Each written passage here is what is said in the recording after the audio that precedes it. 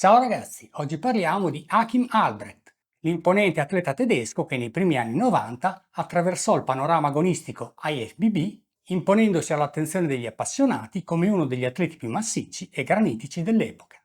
Dotato di un fisico imponente, circa 113 kg di muscoli in gara distribuiti su 1,80 m di statura, Albrecht è stato campione nazionale di Germania nel 1988, campione mondiale IFBB nella categoria pesi massimi nel 1990 ed è arrivato a calcare il prestigioso palco del Mister Olympia in ben due occasioni, nel 1991 e nel 1994.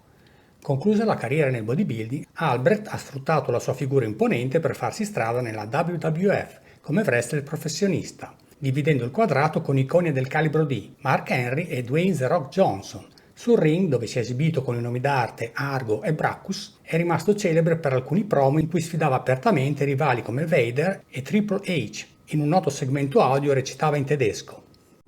Mein Name ist Brackus und ich komme von Deutschland. Mein Gewicht ist 300 Pfund. Und wenn ich nach Amerika zu der World Wrestling Federation komme und Vader in den Ring kriege, werde ich ihn zerstören! Che tradotto suona più o meno così. Mi chiamo Brackus, vengo dalla Germania, peso 135 kg e quando arriverò in America nella World Wrestling Federation distruggerò Vader sul ring. Nato a Münster in Germania il 2 luglio 1962, Hakim è sportivo sin da giovanissimo e pratica diversi sport, dalla box al canottaggio, ma sentiamo dalle sue stesse parole come ha iniziato il suo percorso nello sport del bodybuilding. Ho iniziato a praticare il bodybuilding a 18 anni. Sono sempre stato interessato allo sport. Da ragazzo ho praticato la box, ho fatto canottaggio e poi hanno aperto una palestra nella mia città, così ho iniziato con il bodybuilding. Mi sono allenato per un po', poi ho smesso. Non avevamo un allenatore e nessuno sapeva davvero come allenarsi. Quindi il successo non è stato quello che mi aspettavo. Circa 7 anni fa ho iniziato a fare bodybuilding seriamente. Ho avuto i miei primi contatti con bodybuilder che gareggiavano.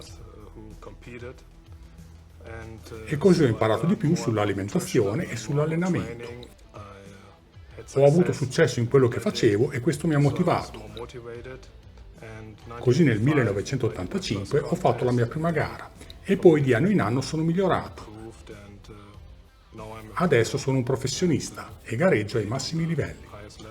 Dopo aver vinto il titolo di campione di Germania nel 1988, Hakim si conferma atleta di classe mondiale vincendo la categoria pesi massimi al campionato mondiale IFBB nel 1990, una vittoria che gli dà accesso alla Pro Card, aprendogli la strada nel bodybuilding professionistico.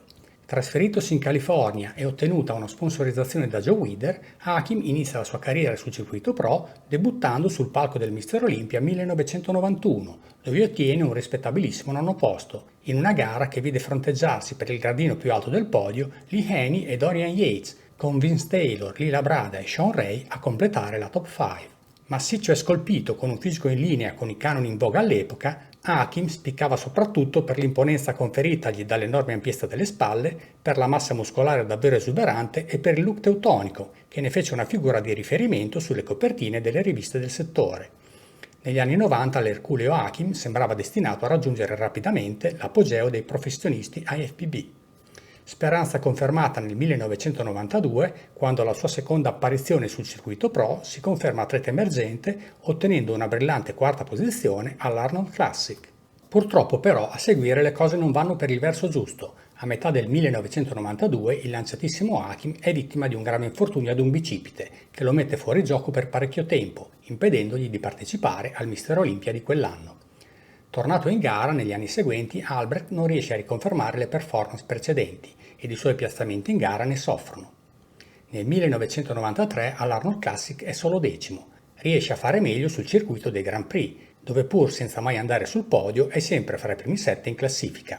In particolare ricordiamo l'ottimo quarto posto conquistato al San José Pro Invitational, in una competizione che vide sul podio Vince Taylor, che vinse la gara, seguito da J.J. Marsh e dal nostro validissimo Flavio Baccianini, che fu terzo proprio davanti ad Albrecht.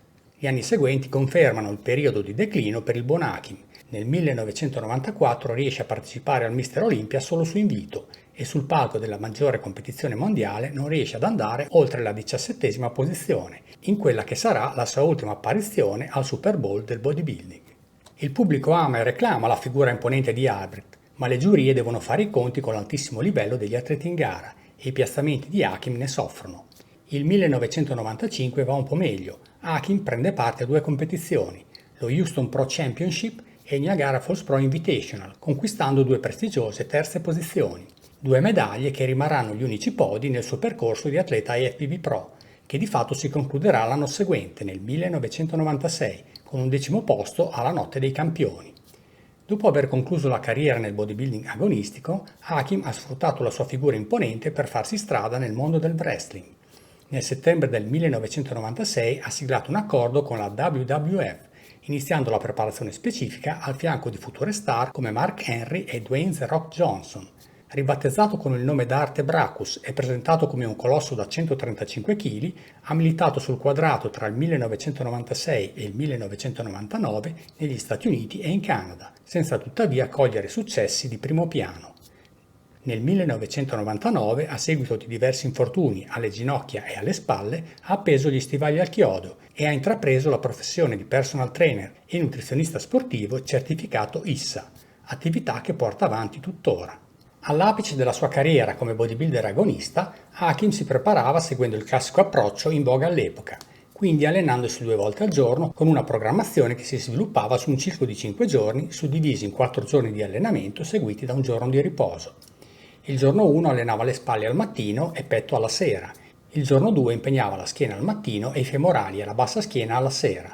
Il giorno 3 lo vedeva attaccare i quadricipiti al mattino, mentre dedicava il pomeriggio a polpacci e addominali.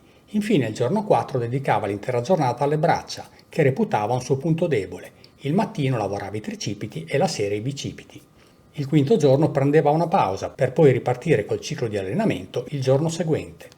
Nell'ottica di mantenere una buona condizione di forma durante tutto l'anno per seminari ed esibizioni, Hakim integrava i suoi allenamenti in palestra svolgendo quotidianamente, anche lontano dalle gare, una mezz'ora di attività cardio.